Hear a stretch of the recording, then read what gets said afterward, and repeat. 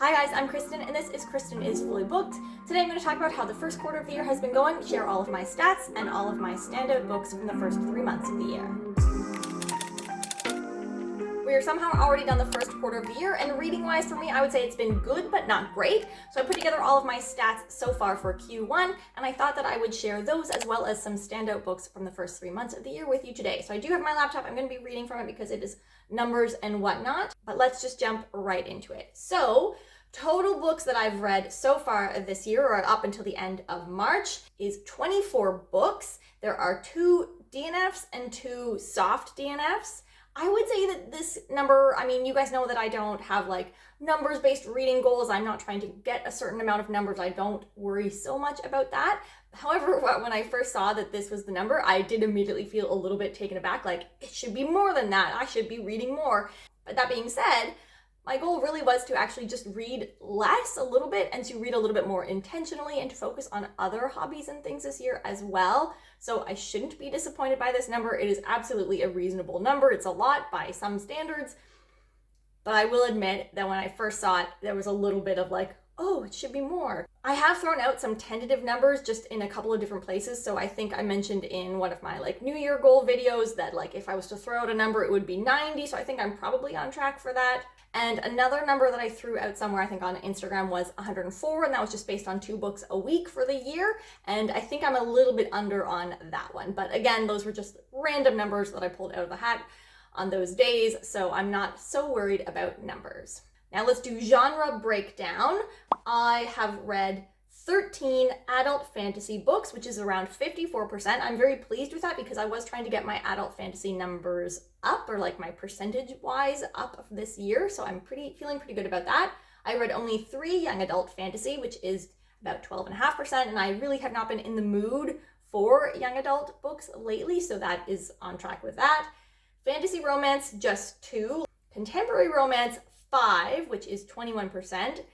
I think 4 of those 5 books is that Addicted to You series that I binged a couple weeks ago. But other than those ones, like I was reading pretty intentionally, and I'm doing well on picking up the romance books that I plan to, outside of the fact that I like kept reading in that one series. My goal was to get the amount of contemporary romance as a percentage down this year, but for them to be more intentional reads. So not just random ones that I found on Scribd, and I am doing okay with that. And then I put this under sci-fi. I wasn't 100% sure. It's like Hope Punk, and that's the Song for the Wild Built, or A Song for the Wild Built. So that was just, I have like one sci-fi book. Now where and how was I reading these books? You know, I am primarily a library book reader, and that shows in the numbers. 12 of the 24 books that I read were library ebooks, or just a library book, which is obviously 50%. I bought 3 books. Now, this was that Addicted to You series. I didn't buy the first one. I read the first one in the library, but then I bought the next 3 books in that series, / like the first one in the Callaway. These were impulse purchases. So I count them as like a little bit of a fail in one of my goals, because I was trying to avoid impulse ebook purchases this year as like a big goal for me. So that is a little bit of a fail, because I would say that I did purchase those impulsively. Those were not planned purchases. I don't feel great about that, but it is just like a good reminder sort of for me to be like, you know what, this isn't what you wanted to do. Check back in with your priorities on spending. And so here we are. I read 3 books using Scribd, but there are 2 other books that I counted as library books that I maybe like listened to one with Scribd and read the other. So there was 2 books that I counted as library books where I actually used both the library and Scribd to read or listen to the book. But the Scribd numbers is way down from last year, and that is something that I'm really paying attention to this year to see if that is a purchase, like a monthly purchase that I need to make each month. And if it is something that I can decrease over time or like get rid of, if I can get everything that I need from the library, then I will do that.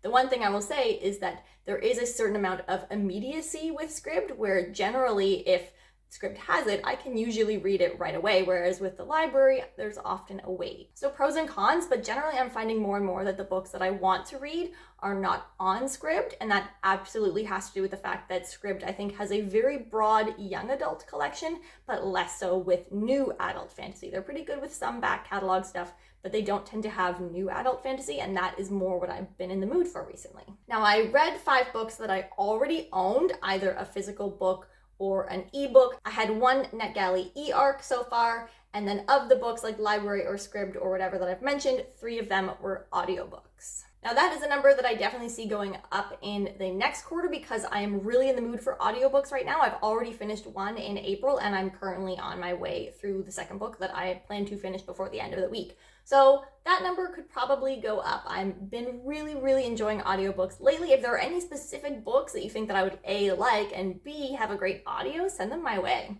I will also share my series check-in, so how many series I have started or finished or continued on with. I started 11 series.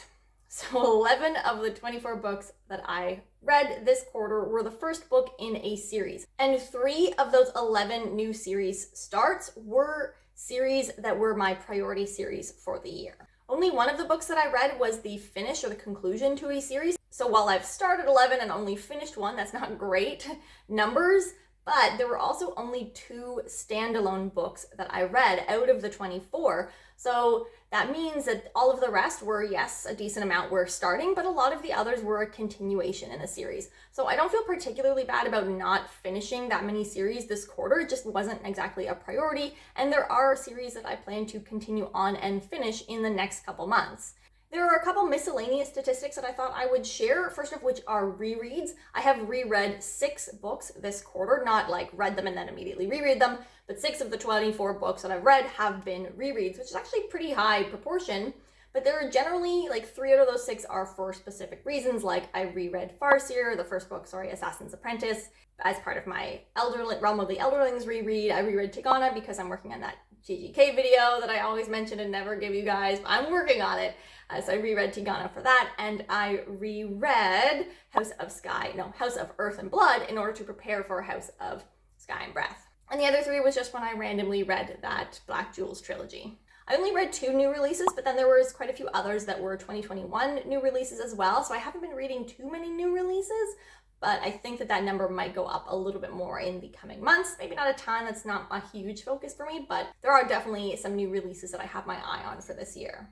I'm going to share my ratings average with you. You know I don't share my daily, like when I read a book, I don't share my rating with you, but I thought I would give you my average because obviously I do still rate books when I log them in or whatever, fill them in for Goodreads. I do have to give a rating and I do have a general sense of what I would give a book for a rating. I just don't share them because I rate books very subjectively and not objectively and critically. But I thought I would share the average to give you a sense of like how this quarter has been for me. So it was a 3.6 star average quarter for me. I have mentioned in the past that I am much more of a 3 and 4 star rater. It is very difficult for me to give a 1 or 2 star. I'm not that critical of books.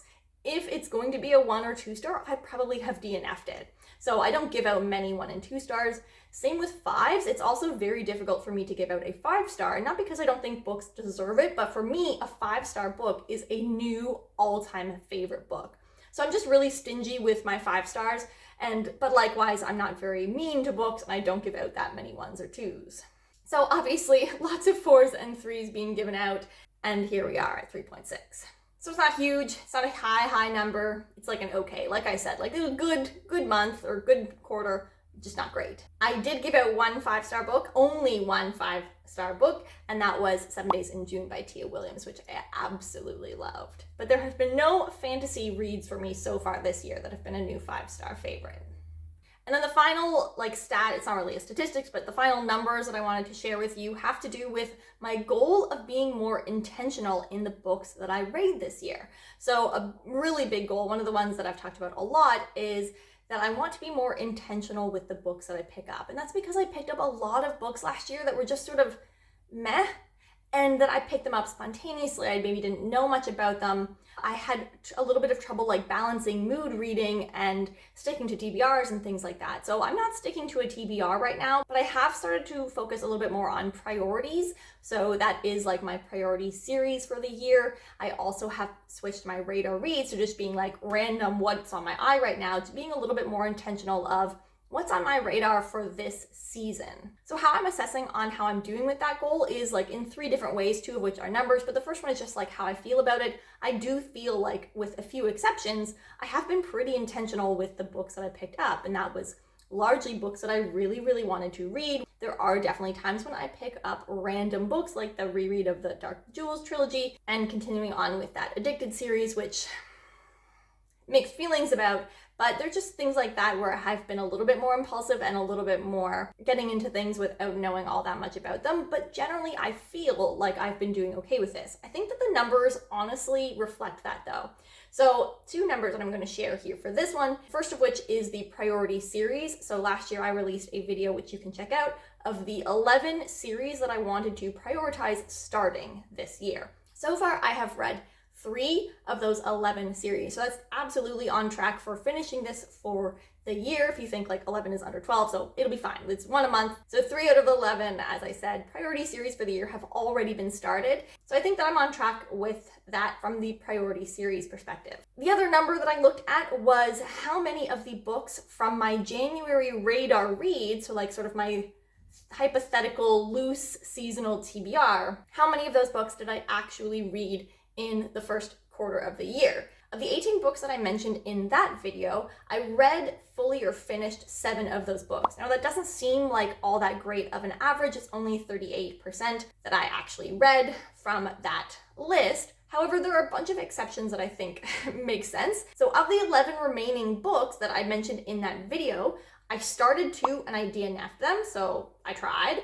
I'm also currently reading 2, so it's not like I just totally gave up and didn't even get to those books. They just happened to have been read in April and not before the end of March. Of the rest, there are ones that I changed my mind on. I decided that Among Thieves was not something that I wanted to actually get to anytime soon. I even took it off of hold at the library. I've just decided it's not actually a priority for me to read right now. There's also some that I just physically haven't been able to get to because I'm still on hold at the library for them. And that's at least the case in a handful of these books, that they're ones that I want to read and I plan to read, but my library reservation hasn't happened yet. I'm still on hold waiting for those books, so that's outside of my control. So while 7 out of 18 doesn't seem all that great, I think that I did pretty good. Like, I feel good about how I was working on that list or using that list to guide what I was reading when I was in the mood for things. Those are all of the statistics that I calculated or recorded for this quarter. If there are other statistics that you are interested in, just let me know and I can try to work on those in the future. However, I will say, I am not going to give you page numbers. I don't care about page numbers. I'm not going to look that up every time I read the book. I'm sorry.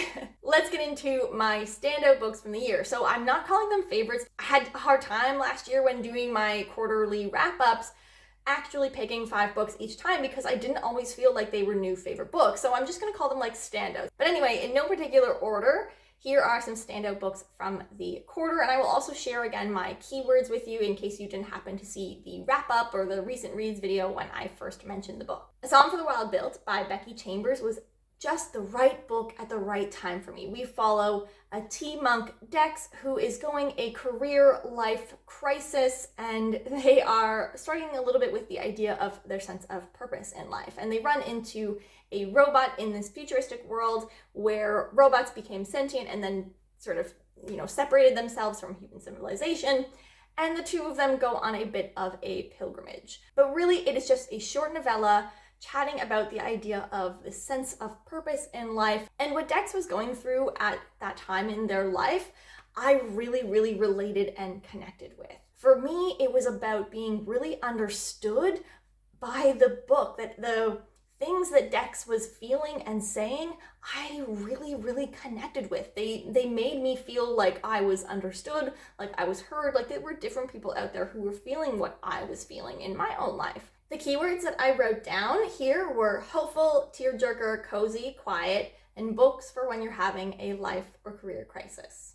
Another standout book for this quarter, which I would probably call a favorite and is in fact the only book that I gave 5 stars to, is 7 Days in June by Tia Williams. This is a contemporary women's fiction or contemporary romance book following 2 characters, and it's a second chance at love where the people meet at a literary event. They're both writers, and we follow the 7 days after them being reacquainted, but we also do some flashbacks to when they spent a week together in their teens. The connection between the 2 characters, even for such short periods of time, was so dynamic. Every time the characters were on page together, their connection and chemistry was so electric and dynamic that it literally oozed off of the page and was quite sensual for a book that is very mild spice level. If you're a fantasy reader that only reads romance sometimes, I would definitely consider reading this one, like putting this on a TBR for a palate cleanser, because there's a lot of depth to this story outside of just the romance. Our female lead is a single mom struggling with debilitating daily migraines, and our male lead is a recovering alcoholic.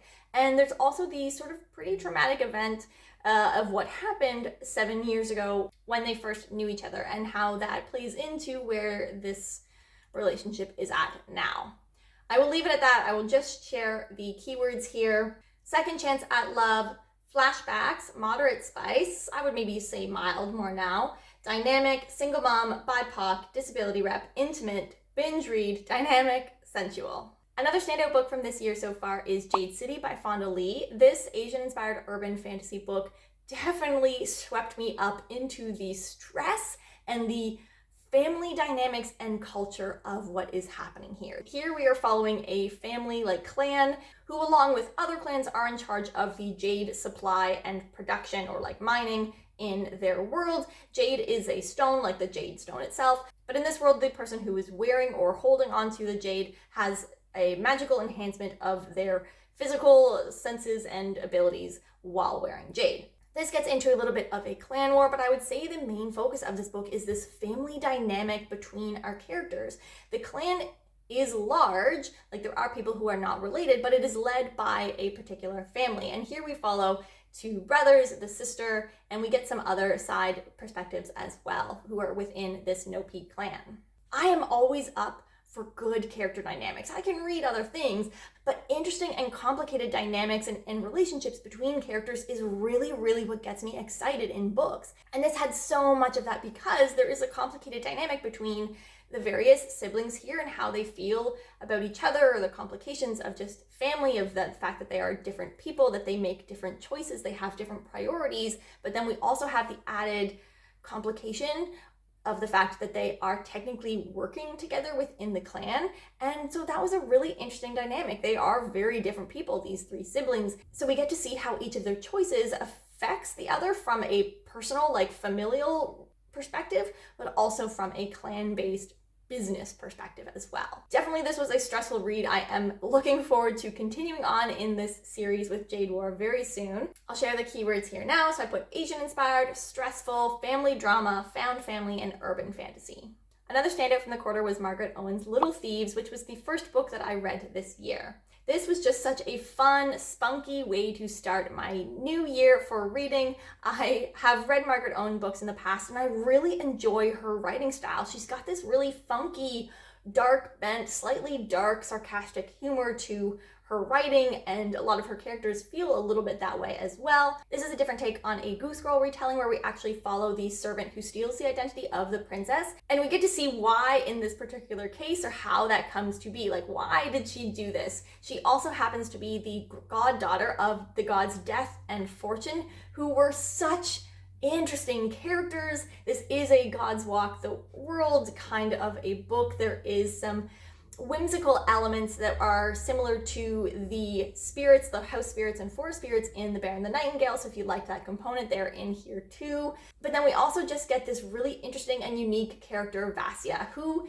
is a little bit unlikable. She is someone who always looks out for number one, but what I loved so much about this book is that when we explored her upbringing, when we explored her childhood and what has happened to her in her life, all of her experiences and her traumas, we can really clearly see how she has been shaped into the person that she is at the time of the book. For me, that screams that the author really, really knows and understands who their characters are. Now, we do get to see some character growth with Vasya over the course of the book, but she still remains inherently herself, which was such a great aspect of Margaret Owen's writing in this sense. I did like the first part of the book a little bit better than the second part, but that is just me being a little bit picky. I will share my keywords with you here now. I wrote down con artist, fun, funky, upbeat, morally gray character, and traumatic past. And then the fifth and final standout book for the quarter was The Tropic of Serpents by Marie Brennan. This is the second book in the Memoirs of Lady Trent series that I have been doing a read along with, along with a few other channels.